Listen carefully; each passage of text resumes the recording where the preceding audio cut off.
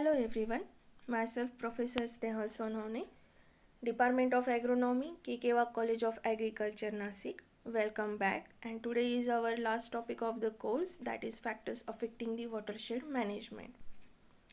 Now the runoff rate and volume from an area is mainly influenced by the factors such as climatic factors and physiographic factors.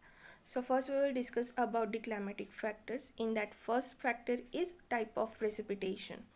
So all we know that it has great effect on the runoff. For example, a precipitation which occurs in the form of rainfall starts immediately as a surface runoff depending upon the rainfall intensity. While if the precipitation is appear in the form of snow, then it does not result into the surface runoff, as snow will require to melt down. Then after melting of snow, it will start into form of runoff. Then second factor is rainfall intensity. So if the rainfall intensity is greater than the infiltration rate of the soil, then runoff starts immediately after rainfall. While in case of low rainfall intensity, runoff starts later. So thus the high intensity of rainfall will yield the higher runoff. Third factor is the duration of rainfall. So it is directly related to the volume of runoff, because infiltration rate of soil decreases with the duration of rainfall. So therefore, medium intensity rainfall even result in a considerable amount of runoff. It will if its duration is for a longer period of time. Then fourth one is the rainfall distribution. So runoff from a watershed depends very much on the distribution of rainfall, and it is also expressed as distribution coefficient, which means ratio of maximum rainfall at a point to the mean rainfall of the particular watershed.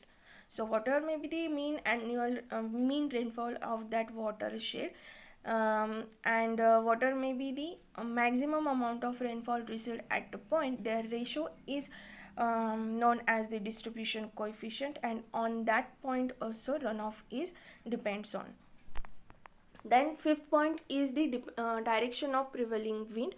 So if the direction of prevailing wind is in the same direction as the drainage system, then it will result in a peak low. Actually that should be peak flow.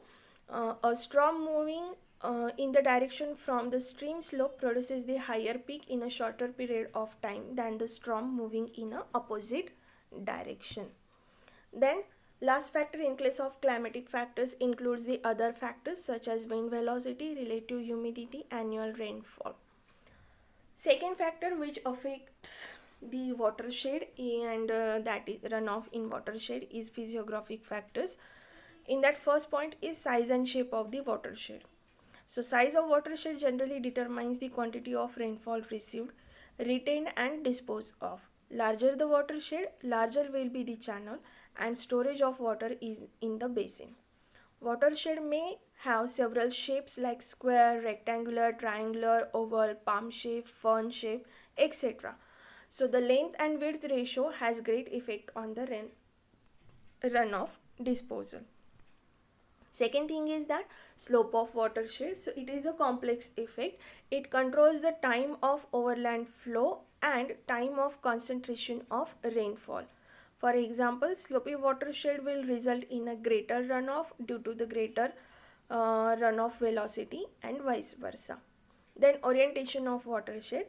So this affect the evaporation and transpiration losses from the area.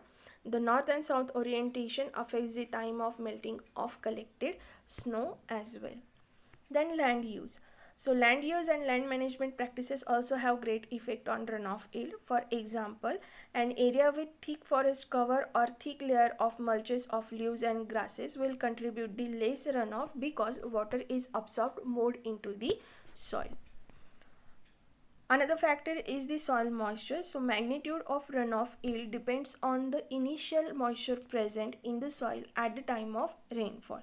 If the rain occurs after long dry spell, then infiltration rate is more and hence it contributes the less runoff.